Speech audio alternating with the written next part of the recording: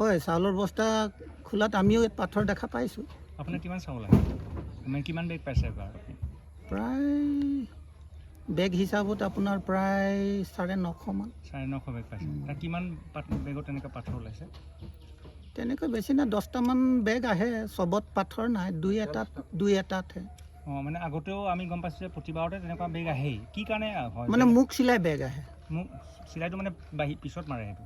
সেইটোতো আমি নাজানো, কিন্তু মুখ চিলাই বেগ আহে কমেও 5-10টামান প্ৰতিবাৰ আহে। হয়।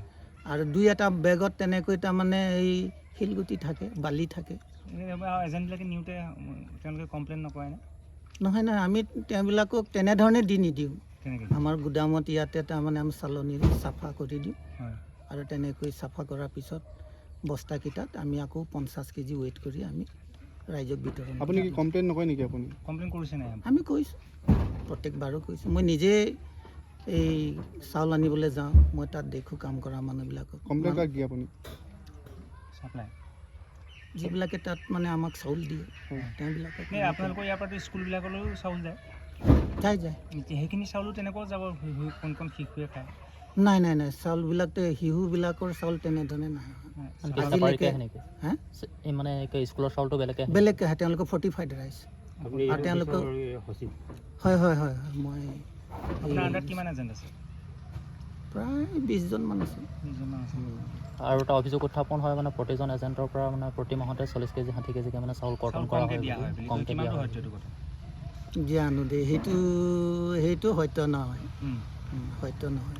চৰকাৰ নিৰ্দেশ মতেতো কোনো কাটিবলৈ নাই। আমি তেনেধৰণে চাউল কৰ্তন কৰা নাই। 10টা বেগত যদি আপোনাৰ 15-20 কেজি হ'লেওতো পাথৰ আহিছে, গতিকে সেই চাউলখিনি আপুনি কেনেকৈ মেনেজ কৰে? 50 কেজিকৈ যদি পাৰ বেগত দিবলৈ হয়? 10-15 কেজি পাথৰ বুলি আমি তেনেকৈ ওজন কৰা নাই। তেনেধৰণে পাথৰটো অহা নাই। আহিছে তেনেকৈ মানে লেতেৰা চাউলটো আহিছে, মানে ভগা শিলগুটি আৰু পাথৰ, মানে সৰু সৰু পাথৰ তেনেকৈ আছে। সেইবোৰ 10-12 কেজি বুলি নহয়। সেইটো আমাৰ প্ৰথম কি আমাৰ ৰাইজৰ কমপ্লেইন প্ৰথম মানে আগত আমাৰ নিজৰ পঞ্চায়তত যিটো চাউল পাই থাকোঁ, তেতিয়া সেই চাউদাম পঞ্চায়ত তেতিয়া আমাক কটাকটি নকৰে। আজি এই পঞ্চায়তত আমাৰ 3বাৰ হ'ল নিয়া, 3বাৰে চাউল তেখেতে ঘৰৰ পৰা দিবলগীয়া হৈছে কাটিবলৈ। মানে তাৰপিছত আমি ক'লোঁ যে এজেণ্টক যে চাউল উঠোৱা দিনাখন আমি যাম, কেলৈ কমায়? তেখেতে ক'লে যে বেয়া চাউল দেখুৱালে আমাক 70 বেগ আমি হিচাপ কৰিলোঁ, 70 বেগ খোলা আছে।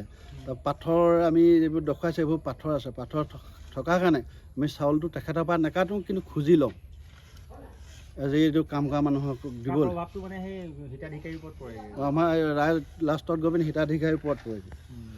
এজেণ্টো বিপদত পৰে। এজেণ্টজন মানে কি হৈছে, তেখেতেতো চাউল আনকালে 5 কেজিকৈ পায়ে থাকে। এতিয়া 40 কেজি যদি কাটি দিয়ে, তেতিয়া ক'ৰ পৰা পাব তেখেত? ক'ৰ পৰা দিব তেখেতক? লেতেৰা অহাৰ কাৰণে কাটিবলগীয়া হৈছে বুলি কৈছে এখেতে, আমাৰ ছেক্ৰেটাৰীয়ে। কাৰণটো সেইটোৱে আৰু আমি সেইকাৰণে আহিলোঁ। আমি অহাৰ পিছত ক'লোঁ যে আমাৰ লেতেৰা চাউলটো নালাগে আমাক, যে লেতেৰা চাউলটো আমাৰ এজেণ্টেও উঠাব নালাগে, আমি সেইকাৰণে বন্ধ কৰি দিলোঁ। তাৰপৰা আমাৰ যিটো কমি যায়, কমি যোৱাৰ পিছত এজেণ্টে যোৱাবাৰ হেৰি কৰিবলগীয়া হ'ল, নিজৰ ঘৰৰ পৰা চাউল দিবলগীয়া হ'ল ৰাইজক। ৰাইজে নেমানে নহয়, যে চবকে দি গ'ল এজনকতো কমি গ'লে নেমানিব। 27 কুইণ্টেল 90 কেজি পায় তেখেতে। নমুনা দুখততো তেখেতে নিজেই ঘৰৰ পৰা চাউল দিবলগীয়া হৈছে। জানো তাকে আমি সেইকাৰণে সুধিছোঁ। আৰু চাউলটো আমি সেইকাৰণে উঠাব নালাগে, উঠালোঁ আমাৰ তালৈ নিবলৈ, এজেণ্টে উঠালেও। তাৰপিছত আমাৰ তেতিয়া চিলাই বেগ দি দিছে। চিলাই বেগ দি দিয়াৰ কাৰণে ক'লোঁ যে কি কয়, তেতিয়া নালাগে আমাক সেইটো চাউল, বন্ধ কৰি দিলোঁ আমি। তেখেতে সেই চাউলটো নি পিনি বেলেগত দিলেগৈ। নিয়া নাই সেইটো কাৰণত নিয়া নাই আমি। সমবায় এটা চাউল ইয়াৰ পৰা পায়, আমাৰ এজেণ্টে যেনিবা এজেণ্টে চাউল নি পিনে ইয়াতে আগতে আমাৰ তাত চাউল পথাৰ সমবায়ত আছিলে। চাউল পথাৰ সমবায়ৰ পৰা যেতিয়া চাউলটো পাই আছিলে, আমাৰ ঠিকে আছে চাউলটো।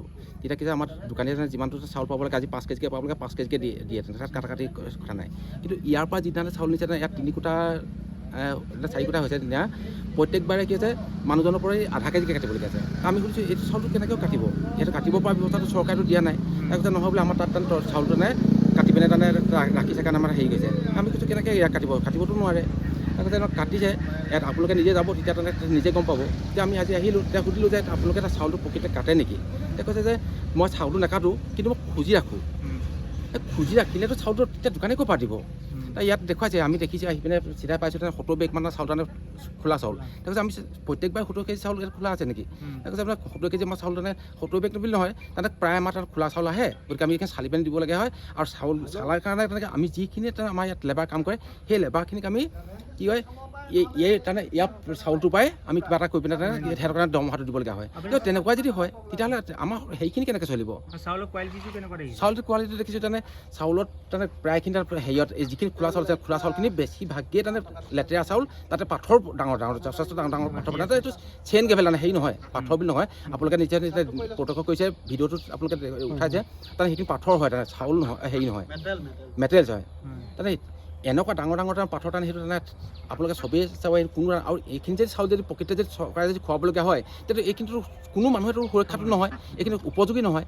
উপযোগী হোৱাকৈ যাতে আমাৰ তাতে চৰকাৰে যে চাউলটো যোগান ধৰে, আৰু এই সমবায়ো যাতে আমাৰ উপযুক্ত পৰিমাণৰ যাতে চাউল দিয়ে, তেতিয়া আমি তাত চাউলখিনি উঠাব কৈছোঁ। যদি ইয়াতো যদি চাউলখিনি যে তেনেকৈ যদি লেতেৰা চাউলে দিয়ে, তাতো তেনেকৈ লেতেৰাকৈ বিটাব লাগিব, তেতিয়া আমাৰ গ্ৰাহকে কিন্তু চাউলখিনি নল'ব, আৰু ইয়াৰ পৰাও তাৰমানে চাউলখিনি নিয়াটো আমি সেইকাৰণে আমাৰ এজেণ্টজনক চাউলখিনি উঠাবৰ কাৰণে মানা কৰিছোঁ।